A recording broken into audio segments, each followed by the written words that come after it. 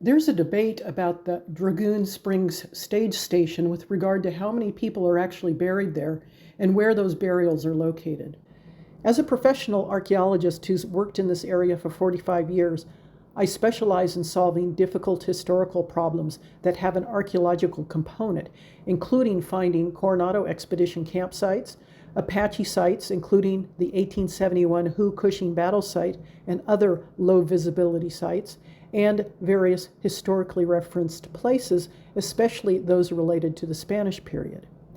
In 2018 or so, I was asked by local historians to assess the evidence relating to the burials at the Dragoon Springs stage station. Late on September 8th or early September 9th, 1858, 4 Butterfield employees were attacked by their 3 Mexican laborers. The laborers killed James Burr immediately. His head was completely crushed with a stone sledge.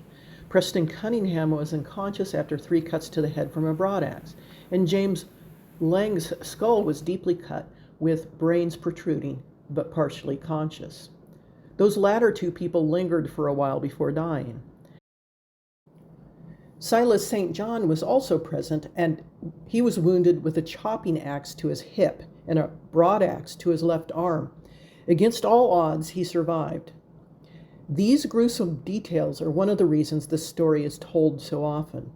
Sources convey that the 3 Butterfield workers, Burr, Cunningham, and Lang, died and were buried there, and so the question remains as to where their bodies were interred after this 1858 event. Because of the debate, resolution of this question requires archaeological data.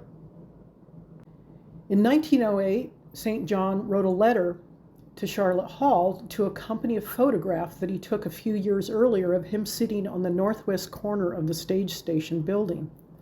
He said, "About 50 feet from the northwest corner of the building, there are 4 stone-covered graves.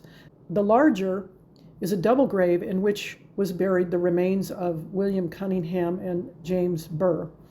The single grave next south is that of James Lang. The double grave and the single one to the south of them are without markers. My good left arm was buried between those graves." What's important about this account is that he tells us exactly where the Butterfield graves should be. St. John also mentions 2 of the known 4 graves to the north of the stage station, which he incorrectly thought were Union soldiers. I'll return to that in a moment. In 1860, less than 2 years after the massacre, Horace Grosvenor drew an illustration of the stage building and the graves that related to the 1858 Butterfield attack. In the foreground, 2 burials can be clearly seen, with 2 wooden headstones, as we're told in an 1861 account. Stones in the middle ground represent Lang's burial and where St. John's arm was interred. These are west of the northwest corner of the stage building, as St. John tells us. Now, this illustration has been used by some to suggest that St. John was incorrect in his statement about where the Butterfield employees were interred. They think that this image conveys that the Butterfield burials are north of the stage station building. And we know that there's 4 graves north of the station building. Yet these northern burials are not the Butterfield graves. As commonly occurred at the time, the artist collapsed the north and west walls and the northwest corner so that they look like a single wall.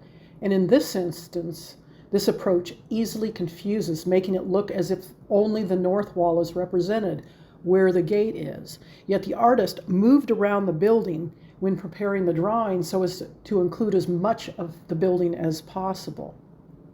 With this knowledge, the corner can be distinguished from the walls because the rocks are slightly darker. The lower edge of the roof is a bit higher than the roof covering the west wall, and the top of the roof line above the corner is hinted at by a line that is higher than the roof line of the west wall. In the same 1908 letter cited above, St. John actually referenced 2 of the northern burials. So how do we explain the 4 graves that are known to the north, since they're clearly not Butterfield graves? Well, in 1862, the Confederates came through the area, and they were attacked by the Chiricahua Apache, and 4 Confederate soldiers were killed and were interred there. We know this not from Confederate accounts, but from Union accounts, as Carleton's California column visited the location later in 1862. These accounts confirmed that there were 4 Confederate graves at the time, and that one of the Union prisoners carved 2 gravestones, one for Ricardo, a local Mexican boy who was picked up in Tucson to herd livestock, and the other was Sergeant Ford, who was one of 3 Texans killed. One account notes that 4 Confederates, 3 Texans and 1 Mexican boy from Tucson, were killed, and that 2 grave markers were carved. So that accounts for the 4 graves to the north of the stage station. They are the resting places of 4 Confederates who died there in 1862. Archaeological evidence confirms this historical assessment of documentary sources as well. Archaeological features are present that represent the 2 Butterfield grave locations plus the arm that were interred to the west of the Butterfield stage station. The first grave, that represents the double grave holding Cunningham and Burr, was found by others after a range fire. In preparation for a site tour, we all met at the site to view and confirm the new grave. While there, I found another stone feature which represents Lang's grave. This is situated between the double grave and the stage station building, as it should be. And between those 2 graves is a cluster of rocks. That's probably where St. John's Arm is located. So we have the requisite number of graves to account for all 3 people killed and interred there and St. John's Arm. These are west of the stage station, as St. John indicated. So the only question that remains now is, why did St. John reference only 2 graves to the north when there were actually 4 Confederate graves to the north? First, he was simply mistaken that these were Union graves. There's no record of Union graves in the area, but there is knowledge of 4 Confederate graves. So this is just an error. It's most likely that the reason St. John only referenced 2 graves is because he probably only saw the 2 graves that had carved headstones, the one for Sergeant Ford and the one for Ricardo. The headstones are probably how he recognized them as graves. The other 2 graves were probably indistinguishable in the dense grass, just like the Butterfield graves to the west of the stage station. The rocks covering these Confederate burials were probably once flush with the ground surface, mostly buried and hidden by grass and other vegetation. As noted, the first Butterfield grave was not seen until after a range fire, and then the other 2 locations were found after that, but those were even more difficult to see. So now there's a sufficient number of graves identified at the Dragoon Springs stage station to account for all of the known deaths at the site. There are 3 people buried plus an arm interred west of the stage station, as indicated by rock features. This is represented by a double grave, and between that and the stage station is a single grave, and between that single grave and the double grave is where St. John's Arm was interred. So all the Butterfield burials are accounted for.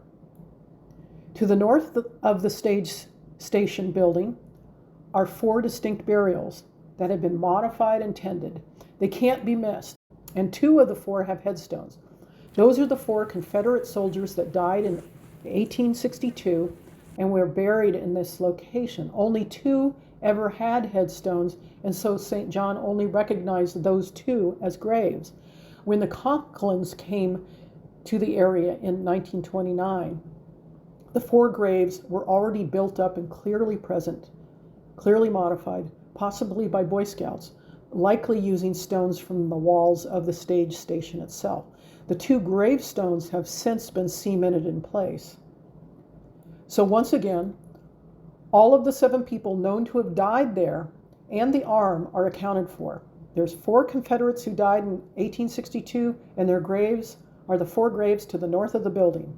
And 3 Butterfield employees died there in 1858, All of them are accounted for by burials west of the stage station, as is the arm. Mystery solved.